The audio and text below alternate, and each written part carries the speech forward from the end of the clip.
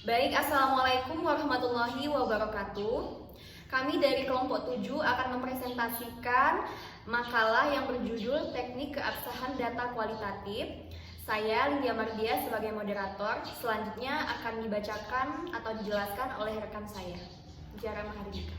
Oke, baik. Terima kasih kepada moderator. Saya perkenalkan, nama saya Mutiara Mahardika. Di sini saya akan menjelaskan bab 1, yaitu mengenai pengertian keabsahan data kualitatif.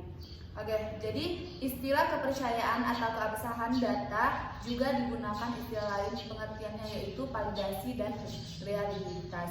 Karena dalam buku bahasa asing sering dijumpai istilah tersebut. Keabsahan data itu merupakan standar kebenaran terhadap suatu data hasil penelitian. Dalam penelitian kualitatif, temuan atau suatu data dinyatakan valid apabila tidak ada perbedaan antara yang dilaporkan peneliti dengan yang sesungguhnya terjadi pada objek penelitian.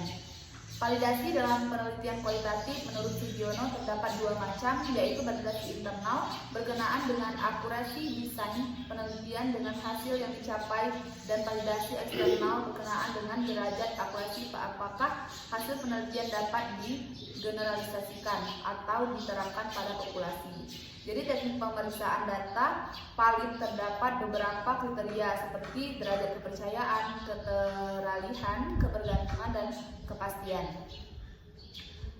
Jadi validasi dan reliabilitas data hasil penelitian kualitatif diukur dari alat ukur atau instrumen yang akan dipakai.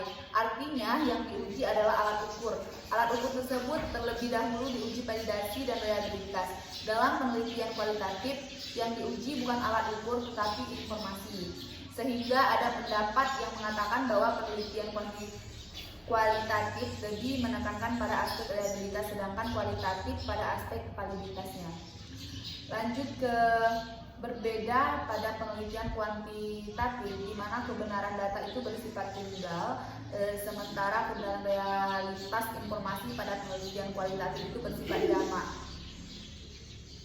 Tingkat kedalaman dan jenis hasil galian dengan interest yang berbeda-beda.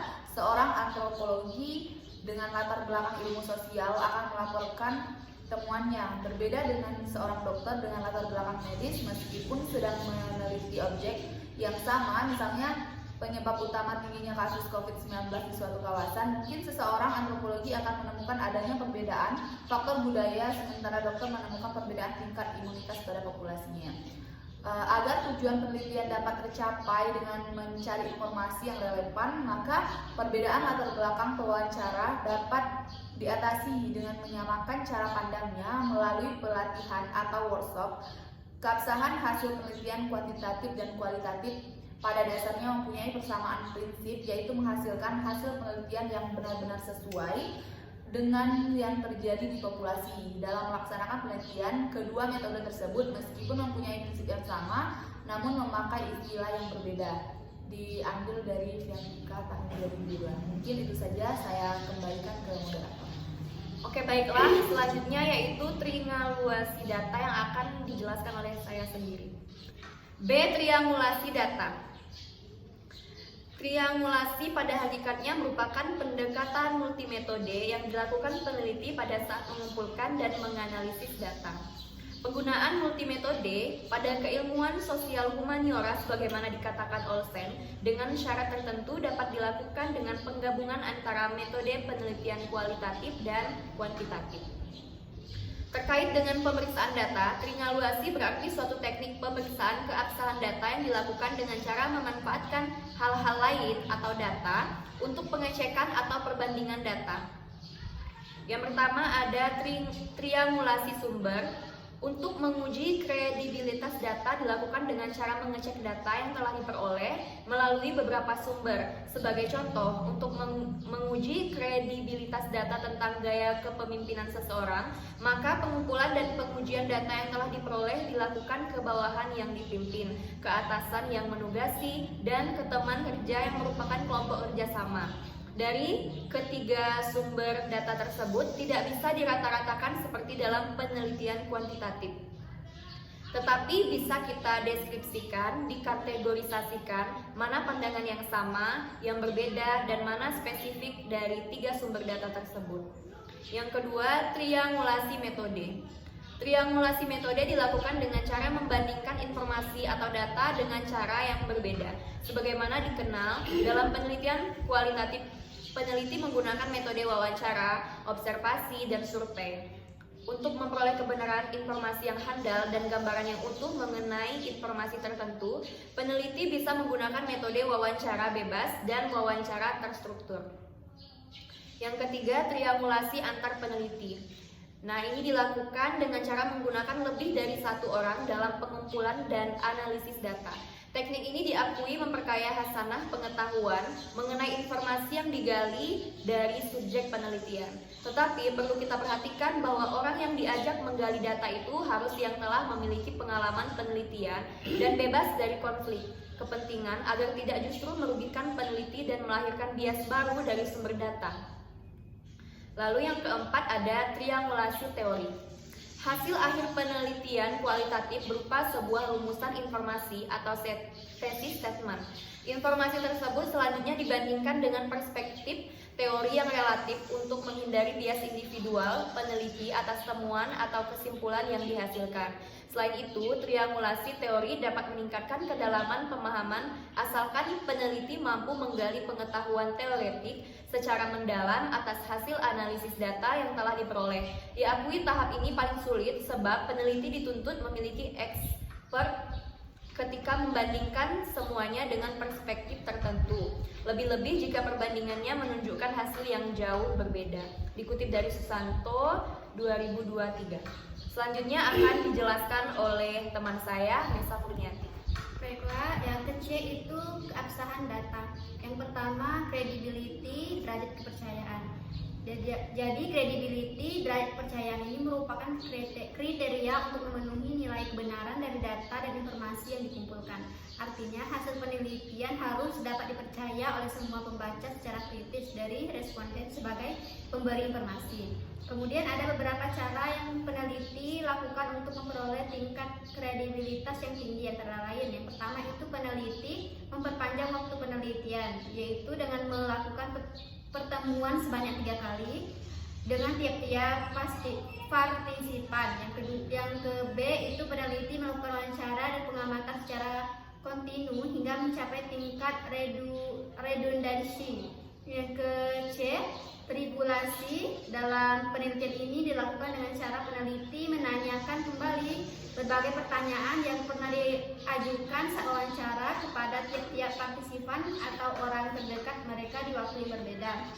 Kemudian D, membercek merupakan proses pengecekan data di mana peneliti memberikan transkrip hasil wawancara mendalam kepada partisipan untuk menyamakan perspektif. Kemudian 2 itu transferability, keteralihan. Nah, jadi transferability, keteralihan ini merupakan kriteria yang menunjukkan derajat ketepatan dari suatu hasil penelitian. Maksudnya, kriteria ini digunakan untuk menilai sejauh mana temuan suatu penelitian yang dilakukan pada suatu kelompok tertentu dapat diaplikasikan pada kelompok lain pada situasi yang sama. Kemudian itu 3, defendability, kebergantungan.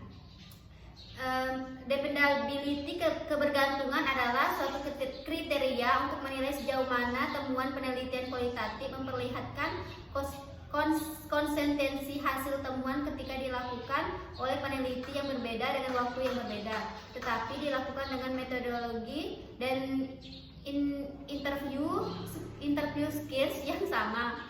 Kemudian yang keempat, confirmability, kepastian. Confirmability, kepastian dalam penelitian kualitatif lebih diartikan sebagai konsep intersubjektivitas atau konsep transparansi, yaitu kesediaan peneliti mengungkapkan secara terbuka tentang proses dan elemen-elemen penelitiannya sehingga memungkinkan pihak lain atau penelitian lain melakukan penilaian tentang hasil-hasil temuannya.